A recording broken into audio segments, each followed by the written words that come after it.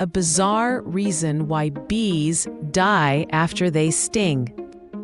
Welcome to FactSpark, where we uncover the unbelievable truths about the world around us.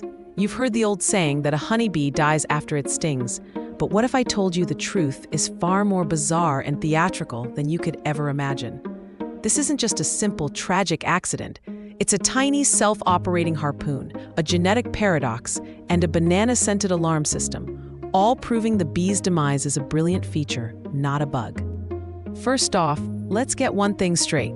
Not all bees die after they sting. That's a huge myth.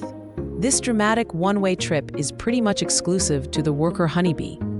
Other bees, like the chunky bumblebees and the queen bees, have smoother stingers that let them get their jab in and fly off scot-free. Think of it this way. The honeybee is a dedicated soldier on a one-time mission, while the others are more like reusable squirt guns. So what's the deal with that stinger? Well, it's a microscopic masterpiece of mayhem.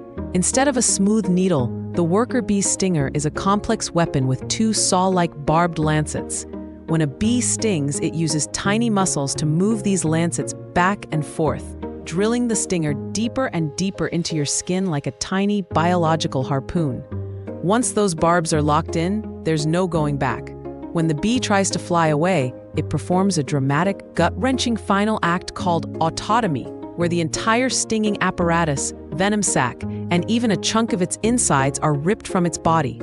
The bee sadly perishes, but here's the kicker. The detached stinger keeps fighting, pumping venom into the wound all by itself. Now for the big why. Why on earth would evolution allow for such a dramatic, fatal sacrifice? The answer is a mind-bending genetic paradox called kin selection. Worker bees are sterile. They can't have kids of their own. Their whole purpose in life is to serve and protect the queen, who is the mother of the entire hive.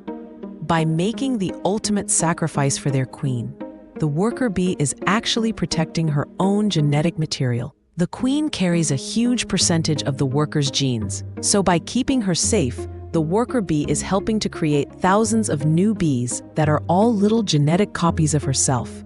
It's the ultimate team-first philosophy. And just when you thought it couldn't get any weirder, there's one more crazy layer to this story. The moment a bee stings, it releases a chemical alarm pheromone that smells exactly like bananas. This banana-scented distress signal is like a call to arms for the rest of the hive. It alerts other bees to the danger, lowers their stinging threshold, and draws them to the exact location of the threat. That's right. A single, painful sting is just the opening act for a potential all-out bee brawl. So the next time you hear that a bee dies after it stings, you'll know the real, unbelievable truth. It's not a mistake or an evolutionary flop. It's a complex, multi-layered defense mechanism, part anatomy, part genetics, and part chemical warfare. It's a tiny life making the ultimate, weirdly wonderful sacrifice for the survival of its kind.